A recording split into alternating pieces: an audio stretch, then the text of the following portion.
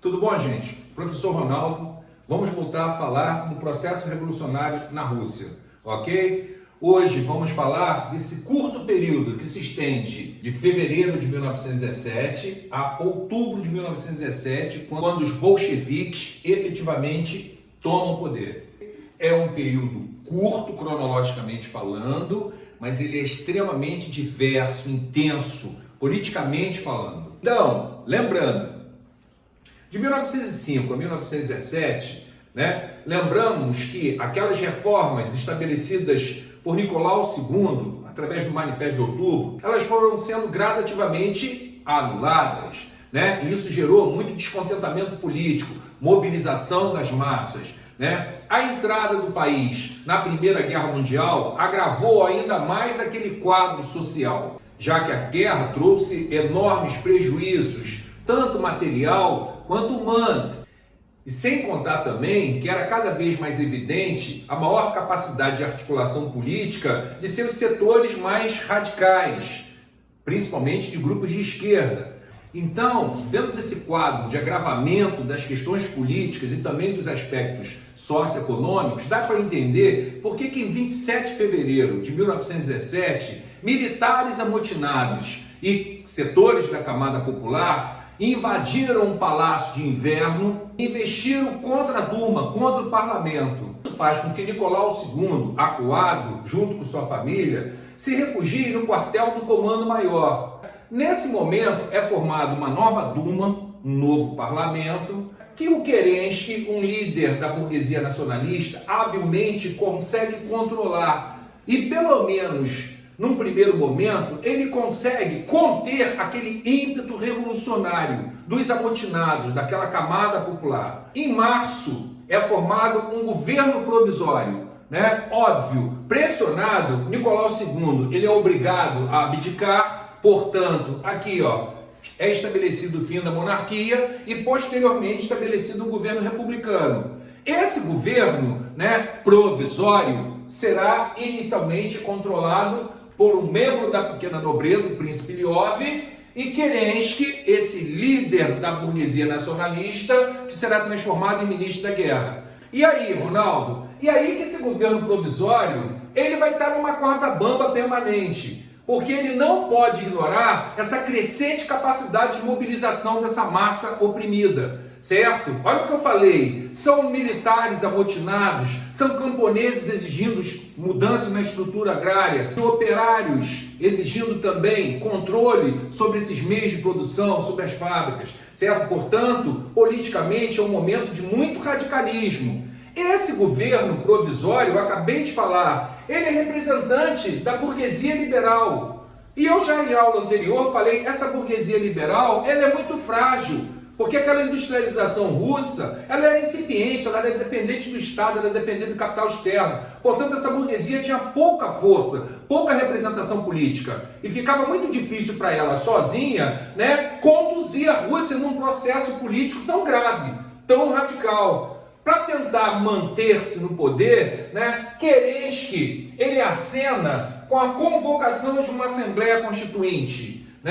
Olha o teor dessa Assembleia Constituinte. Teoricamente, ela vai atender às principais reivindicações populares, paz, pão e terra, certo? Olha lá, paz, saída da guerra, pão, combate à falta de alimentos, que eu disse que tem um grave problema de abastecimento no país, e terra, que eu falei que o camponês está querendo ter acesso à terra, que era até então monopolizada pela nobreza, certo? E aí, Ronaldo? E aí que vem mais. Respeito aos movimentos nacionalistas, lembrando que era um império necessariamente expansionista, ele domina outras etnias, outros povos. E para ganhar apoio, Kerensky acena com respeito a essas demandas nacionalistas, certo? Também para ganhar apoio, olha lá o que ele acena, controle operário sobre a produção. Isso aqui parece discurso socialista, moçada, certo? Mas é feito por um governo provisório, liderado pela burguesia liberal, como eu acabei de falar. Então ele está querendo, a burguesia quer virar socialista? Não, a burguesia está lançando, digamos assim, um canto da sereia. Ela está querendo seduzir essa massa mobilizada. Ela quer apoio político, certo? Só que, olha que eu sinalizei, tem uma atuação crescente dos sovietes, núcleos revolucionários, compostos basicamente por militares, por camponeses, por operários, lembra? Inicialmente em São Petersburgo, só que com o radicalismo desse processo, todas as cidades praticamente na Rússia passam a contar com esses núcleos revolucionários, com essas assembleias populares e democráticas. E provavelmente esses líderes vão dizer, ó, nós já vimos esse filme antes, né, para desmobilizar o movimento popular lá em 1905, Nicolau II acenou com reformas que nós pedimos naquele momento. Então, logo o movimento popular se desmobilizou, ele restabeleceu um governo autocrático, um governo violento, autoritário. Então, não vamos cair de novo nessa armadilha, certo? É o governo liberal acenando com reformas verdadeiramente populares. Será que ele vai atender? Né? E aí, nessa discussão, Lenin, líder bolchevique, certo? Socialista radical, volta do exílio e lança as famosas teses de Abril, né? O que ele faz, na verdade? Com as teses de Abril, Lenin, de uma forma muito hábil, ele vai encampar essas propostas aqui, né? Jogadas pela burguesia liberal. Se na mão da burguesia, ou se no discurso da burguesia liberal, isso aqui é um canto da sereia, né? É uma promessa que provavelmente não será cumprida, né? No discurso de um líder radical, de um líder socialista, isso tem uma possibilidade maior de se concretizar, né? E além de encampar esse discurso aqui, Lenin vai ampliar o discurso, vai radicalizar ainda mais, né? Porque além de propor paz, pão e terra, certo? Além de propor respeito aos movimentos nacionalistas e controle operário da produção, olha lá o que ele vai propor. Ele vai propor a formação de uma república formada e liderada pelos sovietes. Tanto que em 1902 você tem a formação da União das Repúblicas Socialistas Soviéticas, né? Isso é a continuidade desse processo, tá? Ele vai propor também a nacionalização de bancos e das propriedades privadas, certo? Olha a radicalização do processo, moçada, em curso, né? E ele vai, mais importante que tudo, atender a grande demanda daquela sociedade sofrida, a retirada imediata do país da Primeira Guerra Mundial, livrando os russos daqueles enormes prejuízos que eu citei, prejuízos materiais, certo? Prejuízos humanos, né? Lembrando que a quantidade de russos que morrem na guerra e que voltam feridos, ela é gigantesca, ela é considerável. Então Lenin teve habilidade, eu poderia dizer nesse momento que Lenin será um grande psicólogo de massas. Ele vai entender o que vai estar acontecendo e ele vai jogar um discurso que é aquilo que a população quer ouvir, certo? Eu às vezes falo isso, boa parte da população no primeiro momento apoiou a chegada dos bolcheviques ao poder sem sequer ter ouvido falar de Marx, certo? Eles não estavam, na verdade, apoiando o marxismo. Eles estavam apoiando um governo que eles enxergavam a possibilidade de concretizar as propostas que eles desejavam que fossem cumpridas. Certo, moçada? O que mais que tem aqui também mostrando o radicalismo desse processo, né? Não esperando, seja a promessa dos liberais ou a promessa dos socialistas radicais, dos bolcheviques, setores sociais começam a fazer atuação direta, ou seja, sem depender do governo, seja ele qual for, eles vão estabelecer aquilo que eles querem. Então, setores populares, olha aqui, ó, vê se não estão representados os principais. Olha só, os soldados amotinados desde aquele prejuízo da guerra, certo? Eles criam comitês de regimentos.